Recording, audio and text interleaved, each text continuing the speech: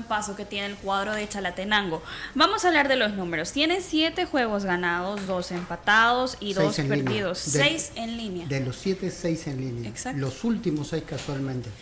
Mientras algunos amigos artistas siguen esperando que se caiga, lleva 6 en línea. No dicen que lleva 6 en línea. Sí, por cierto, una de esas preguntas quiero hacer el profe Eric Dawson Prado. Muchos colegas, también aficionados, han mencionado de que es un equipo en el cual se puede caer. Entonces estamos hablando de que para ellos no es un equipo regular, Chalatenango. 6 en línea. 6 en Pero yo línea, no sé por qué. más constancia que eso, no sé qué se puede pedir. Y aparte de eso, ser un equipo que mantiene el 0 atrás.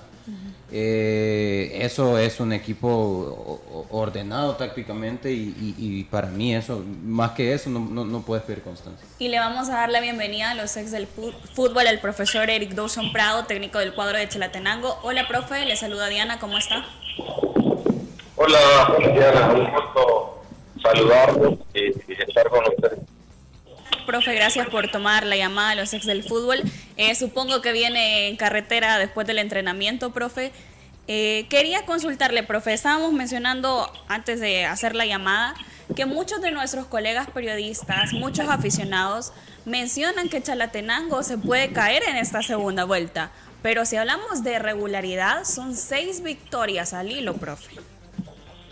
Sí, bueno, tenemos muchos amigos periodistas que confían en nosotros. Lo tomo medio en broma porque creo que en el medio nacional falta mucho análisis. No lo digo por solo el comentario de Chalatenango, sino que falta mucho análisis real, ¿no? Por eso me alegra que en su programa hay gente que haya jugado al fútbol a un alto nivel y que también entienden mucho de esto, ¿no? Nosotros no prestamos mucha atención a esos temas periodísticos, ¿no? Nosotros nos enfocamos en quizás 3 o 4 cosas importantes para nosotros, que son primero la identidad. Si algo hemos luchado con Francisco Cibrián, que es mi auxiliar, es con todo el cuerpo técnico, es que el equipo encontrar una identidad, que Chalate tuviese una identidad, que los alacranes tuviesen claro qué son.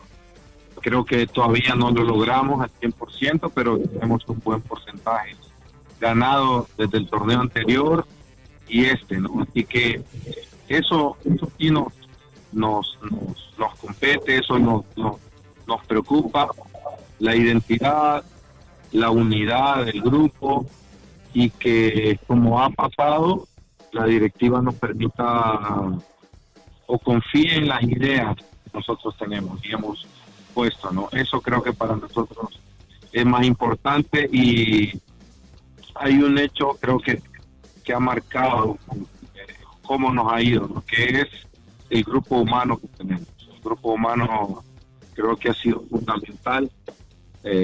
Nosotros nos permitieron, digamos, armar este plantel y bueno, buscamos gente que conocíamos, jugadores que conocemos el perfil primero de persona y segundo deportivo, no futbolístico.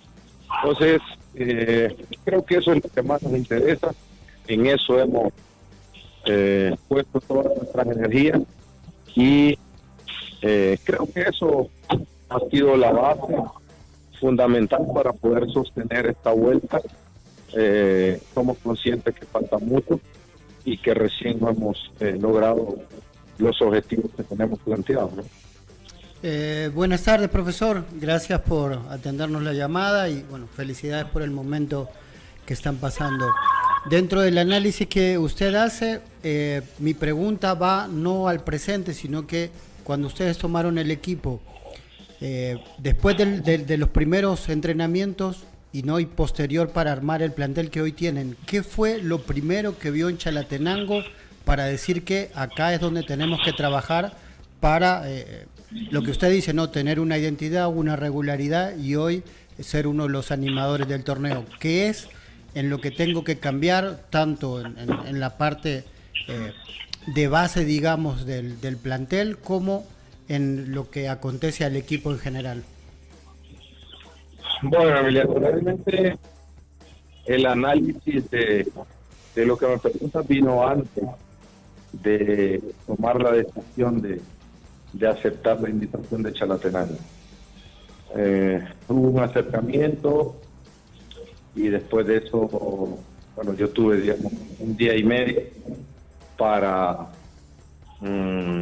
investigar, corroborar lo que yo sabía de Chalatenango, el plantel, la gente que conocía, y sí fue, creo que es fundamental, o sea, ponerme de acuerdo con la dirigencia si realmente estaban convencidos de que éramos nosotros las personas indicadas, ¿verdad? Porque nosotros le dijimos a ver que tenemos una idea y que en esa idea el trabajo, el esfuerzo y la disciplina son importantes, ¿no? Entonces necesitábamos que ellos entendieran que había que unir tres partes: la parte directiva, los jugadores, el cuerpo técnico.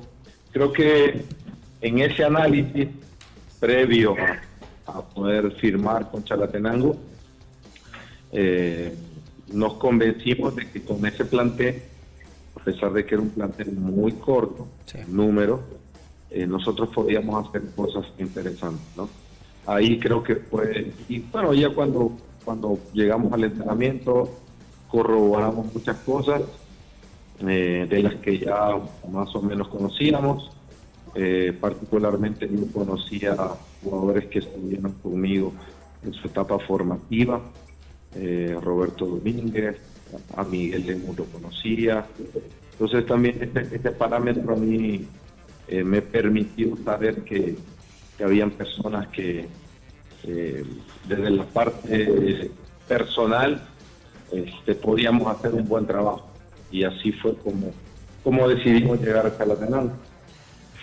Hola, profesor, ¿cómo está? Le saluda por acá Manuel Salazar. Un gusto, aparte de las felicitaciones, recuerdo habernos encontrado en algún momento y haber platicado acerca de lo que representaba el equipo, ¿no? Y la herencia que se había recibido en el torneo anterior tiene una gran diferencia con el poder armar un equipo equilibrado en todas sus líneas. Recuerdo muy bien esas pláticas que tuvimos, en la que la herencia del torneo anterior no necesariamente era el mismo balance que se tiene en este torneo.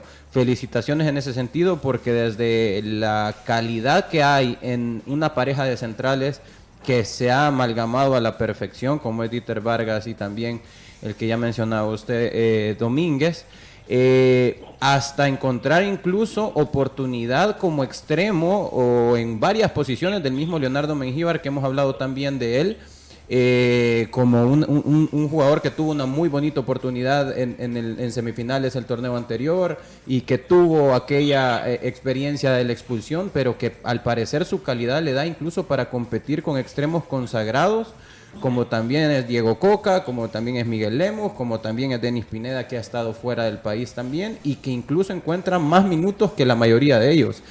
¿En qué se fija luego de hacer ese cambio, armar también el equipo en esa temporada baja entre un torneo y otro? Ahora, ¿quién es el que está jugando? ¿Es una decisión netamente de méritos en el equipo? ¿Es una decisión de qué es lo que están ejecutando en entrenamientos, por ejemplo? ¿Es una decisión de nombres, de experiencia? ¿Cuál es aquel jugador que más le llena el ojo al profesor Eric Dawson Prado? Bueno, debo decir que el torneo anterior que tomamos el equipo era un equipo corto en número de jugadores. Sí. Y también era un plantel que tenía diferentes niveles de rendimiento. No porque algunos jugadores no fueran capaces, sino porque quizás la formación de esos jugadores pues no había llegado al desarrollo que se busca, ¿no?, en una primera división. Entonces tuvimos muchos problemas en cuanto a conformar un plantel competitivo. De hecho, esa parte que Dios nos permitió vivir hizo que el plantel que se quedó creyera en la propuesta que nos termina el torneo, nosotros tomamos algunas decisiones con algunos jugadores, algunos de ellos jóvenes que tenían contrato con el club, decidimos que fuesen a préstamo a algunos equipos, seguimos en observación de ellos porque tienen contrato con el equipo, pero ellos necesitaban jugar y no iban a tener tanta participación en ese torneo. Y reorganizamos algunas cosas del plantel. Teníamos muy claro que necesitábamos trabajar el aspecto físico, que sobre el final del torneo pasado nos hizo falta, y no porque el preparador físico no hubiese trabajado, porque tenemos al mismo preparador físico, al profesor Luis Roberto Hernández, pero la metodología de cada técnico es diferente, ¿verdad? Y en esa medida de diferencia está el trabajo. Nosotros tenemos una metodología integrada, donde, valga la redundancia, integramos la parte física a nuestra idea. El profe siguió con nosotros y estas 2 semanas y media de pretemporada, nuestro máximo enfoque fue el aspecto físico, sin olvidar obviamente nuestra idea, nuestra filosofía de trabajo, nuestros principios de juego, y éramos conscientes que los 4 primeros partidos nosotros todavía íbamos a resentir un poquito este trabajo de casi 12 días, muy fuerte. Pero bueno, así es como organizamos, y después se fueron algunos jugadores que ya no teníamos opción. Por ejemplo, Giselle Piedra tenía una opción de contrato, de su contrato que podía salir, un equipo lo compró, se fue. Vladimir tuvo un tema ahí con junta directiva, tampoco siguió, y de acuerdo a estas situaciones nosotros buscamos jugadores idóneos que venía con nuestra idea. Mencionaba bien el tema de Dieter, es un jugador que conocíamos porque lo habíamos enfrentado y que entraba muy bien en el perfil que nosotros buscamos, en nuestro estilo y nuestra filosofía de juego.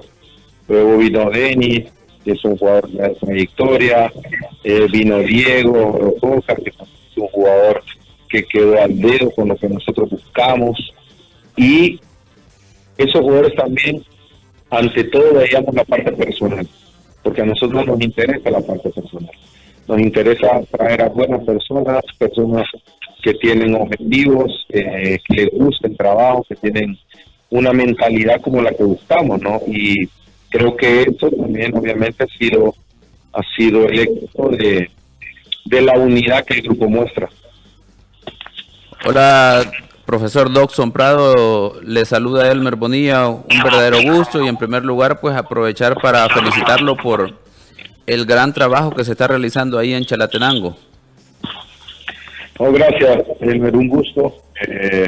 Solo quería agregar algo que tiene que ver con todo esto.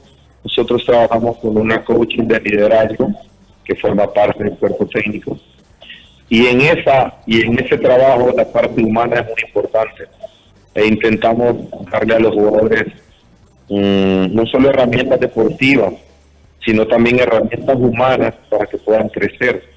¿Por qué digo eso? Porque yo con todo respeto, ¿no?, a las otras personas puedan opinar, no creo que el futbolista salvadoreño sea un vago. No, el futbolista salvadoreño requiere formación, requiere ayuda, requiere mostrarle el camino, y nosotros lo hemos comprobado acá en Chalatenango. Tenemos un plantel que, gracias a ese trabajo humano, pues hoy también dedica tiempo para leer libros, para orientar su vida, para estudiar inglés. Entonces, los encargados de darle las herramientas y mostrar el camino del profesionalismo somos nosotros, los técnicos. Y eso es lo que nosotros debemos entender en el fútbol salvadoreño. Muy bien, en ese sentido creo que ya se me adelantó a contestar la primera pregunta, que tiene que ver con eso, ¿verdad? ¿Cómo hacer para que el equipo, para que los jugadores no se mareen, sabiendo que no es habitual para todo el entorno del fútbol salvadoreño ver a Chalatenango ahí en la primera posición, con muy buenos números, con muy buen rendimiento en el rectángulo de juego? Esa es la primera pregunta. Lo otro es, yo creo que tomaría a Leonardo Mengíbar como esa idea que ha roto un paradigma entre lo que es Chalatenango a través de su dirección, porque vamos a ver, voy a hacer un recuento. Si recordamos, Leonardo Mengíbar llamó la atención en el partido contra Club Deportivo FAS en aquel cuarto de final de ida porque estaba haciendo muy buen partido, estaba amonestado y de repente tras una acción temeraria sobre Rudy Clavel de FAS se va expulsado muy bien por el árbitro Raúl Fermín Morales en ese momento, lo que indicaría que cualquier otro entrenador, sabiendo que es un jugador reservista en ese momento, pues lo más fácil sería, bueno, este jugador no está listo para tener la mentalidad de estos partidos, ¿verdad? No cometer esas situaciones en un partido, pero enseguida Dockson Prado decide darle la oportunidad, tan pronto paga la sanción en semifinales, ¿verdad? Para que sea un jugador importante para Chalatenango, y luego en este torneo pasa de ser jugador reservista a jugador ya de primera división. Claro, está el tema por la edad también, pero obviamente la confianza que el entrenador le da. Y me parece que eso es un poco el reflejo de lo que es Chalatenango ahora, que es una visión muy diferente. Y si no, me lo corroborás o me lo corregís, Dockson. Y termino con el siguiente punto. ¿Cómo han hecho con el tema del manejo del tema de arbitraje, tomando en cuenta que, por ejemplo, en aquel Chalatenango Jocoro se les termina anulando un gol por una posible interferencia de un silbato, cuando yo he buscado a través del reglamento, no hay un asidero ahí bajo la normativa que diga que después de haber terminado la jugada y el árbitro no se percató de esa interferencia, bajo qué argumentos anular el gol, ¿verdad? Que me parece que era el 2-0 en ese momento para Chalatenango. Al final terminan ganando el partido. Pero ¿cómo han manejado estos aspectos, Dockson? Bueno, voy a arrancar por la última pregunta que me parece interesante. El trabajo mental de coaching no solo ha sido para los jóvenes, ha sido también para el cuerpo técnico. Y es una labor que nos ha tocado vivir en carne propia, ¿no? No solo en mi persona, sino en mi auxiliar, porque todos necesitamos una ayuda y mejorar algunos aspectos deportivos y personales.